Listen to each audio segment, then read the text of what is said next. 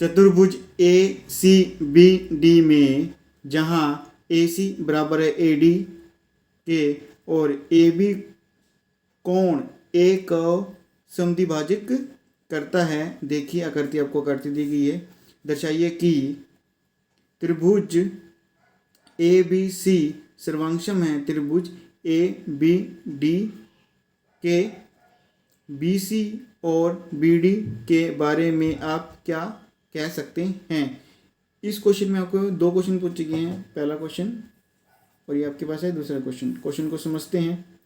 एक आपको चतुर्भुज दिया गया है ए सी बी डी। ए सी बी डी है जिसके अंदर ए सी बराबर है ए डी के, ए सी बराबर है ए डी के और ए बी कोण ए को समद्विभाजित करते हैं, यानी कि ए बी जो आपके पास रेखा है कोण ए को समद्विभाजित करती है, यानी कि ये दोनों कोण आपके पास क्या हैं, बराबर हैं। आपको पहले पार्ट में बताना है कि त्रिभुज ए बी सी सर्वांगसम है त्रिभुज ए बी डी के। तो सबसे पहले हम लिख लेते हैं, हमें दिया है, आपको दिया गया है एक चतुर्भुज दिया गया है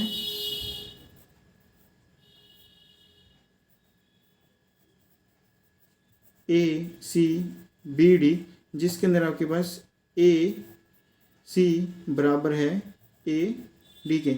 उसी के साथ साथ में आपको कह रहा है कि ए बी रेखा है कोण ए को समद्विभाजित करती है, यानी कि जो ए बी रेखा है कोण ए को दो बराबर हिस्सों में बांटती है, यानी कि बी ए सी कोण बी ए सी मेरे पास बराबर हो जाएगा कोण बी ए डी के,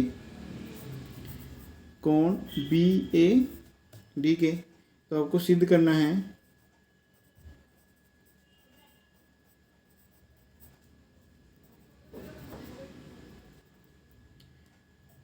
त्रिभुज ए बी सी सर्वांगसम होते हैं त्रिभुज ए बी डी के।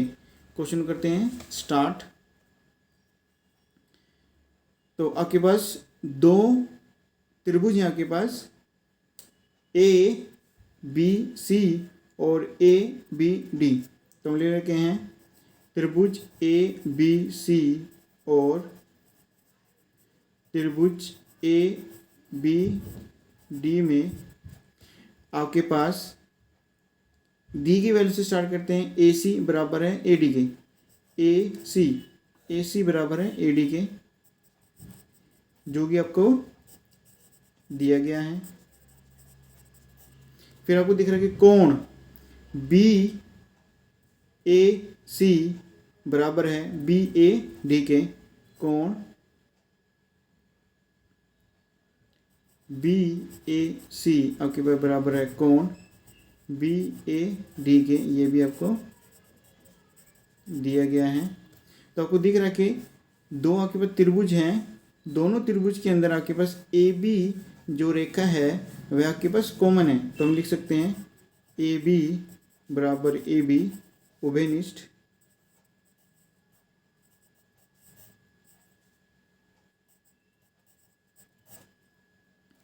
तो हम कह सकते हैं त्रिभुज ए बी सी सर्वांगसम है त्रिभुज ए बी डी के बाय साइड एंगल साइड से। तो त्रिभुज ए बी सी सर्वांगसम है त्रिभुज ए बी डी के बाय साइड एंगल साइड से। ये तो आपके पास फर्स्ट पार्ट का आंसर हो गया। ऐसे हम दूसरे पार्ट को भी करेंगे। बी सी और बी डी के बारे में आप क्या कह सकते हैं, बी सी और बी डी के बारे में आप कह सकते हैं। तो मैं सी पी सी टी में लिख सकता हूँ कि जो बी सी है वह बराबर है बी डी के by C P C T. तो हम अपना मेन आंसर लिख सकते हैं बी सी और बी डी